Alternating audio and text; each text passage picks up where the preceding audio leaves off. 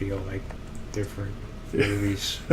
There's no special edition weird box sets. Oh, looks like we got two of my picks. There are two of Kyle's picks, and there are two that I haven't seen. So Sunrise, but they don't have the subtitle, which is called Sunrise, a Song of Two Humans.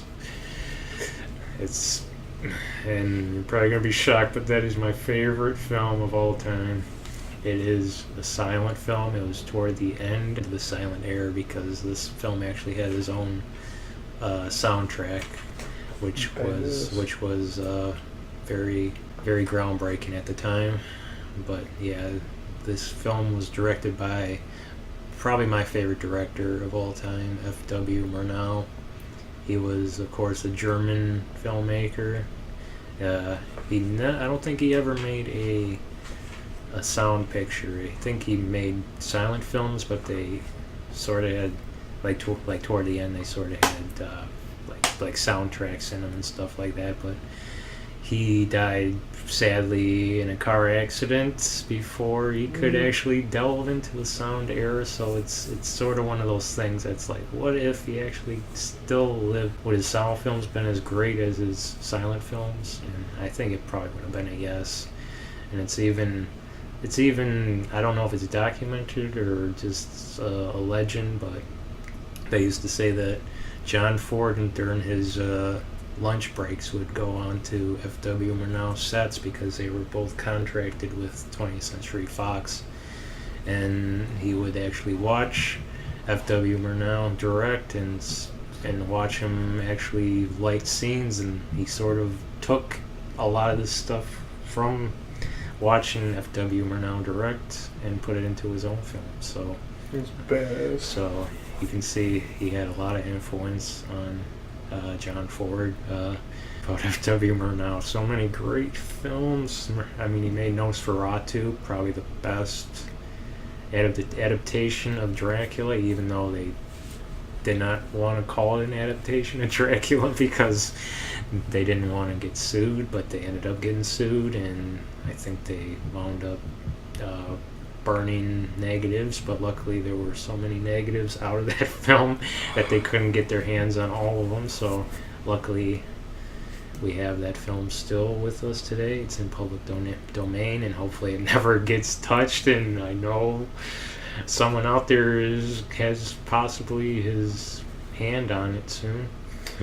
Trying to get to it because some people just can't come up with original ideas because they realize that their original ideas are terrible and they're not getting the views that they thought they would. So Nosferatu, Faust, Last Laugh, and Sunrise. He has more films, but I can't think of them right now. But anyway, yeah, this is probably my favorite film of all time. It looks absolutely beautiful. The cinematography, the storytelling is just top notch. Like this is actually a love story, which I know a lot of people sort of tend to shy away from, but it's told in such a great way. You can't help but love this film. Basically, it's about a farmer and his wife. They're no longer sort of their marriage is sort of just splitting. He's fucking seeing someone on the side, and she's taking care of the baby. And the chick who he's seeing says, "Hey, why don't you murder your wife there and come live with me in the city?" So he tries to murder her, and he gets cold feet and finds out that he still loves her a lot. And the whole film is them sort of lighting that fire, and it's told in such a very sympathetic way, such a very just enthralling way that you can't help but just get sucked into this film. It's badass. And see if I was reading here correctly. If I can find it here, bear with me. In the meantime, I like the 20th Century Fox logo on there. Yeah.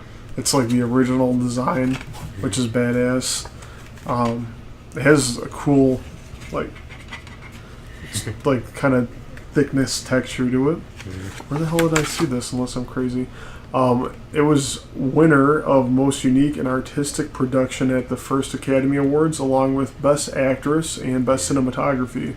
Yeah, I forgot to mention that this is one of my favorite female performances. I know I've said that in past videos like 3 or 4 times, but for some reason I get really into films where a female really blows it away.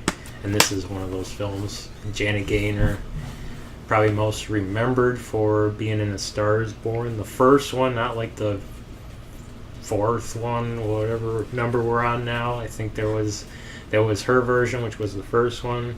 Then came the second version with Judy Garland, and then the third version with, I think, Barbara Streisand.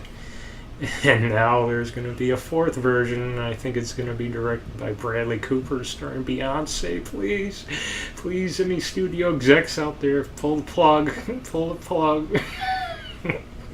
I don't want to see another version of that film. The first one was great. Judy Garland's was great. I have not seen a Streisand one. I don't really want to, but I might actually see it. Surprisingly, this is on the IMDb top 250 list. I could not believe it when I looked it up recently. I was like, that's on the list, because I think he needed 25,000 votes in order to get on that fucking list, and this film surprisingly has like 30, so evidently people have watched this film, and I'm proud of that. I'm very proud of the IMDb community, because I'm rarely proud of them, because they make terrible decisions all the time. We're doing our own IMDb series soon about the top 250, because it's just pissing us off so bad that we have to say something about it. But that's for a different video, obviously. Sunrise, a perfect 10. I mean, you can't get anything better than Sunrise. Possibly greatest film ever made. Possibly greatest silent film ever made. So, what else can you say?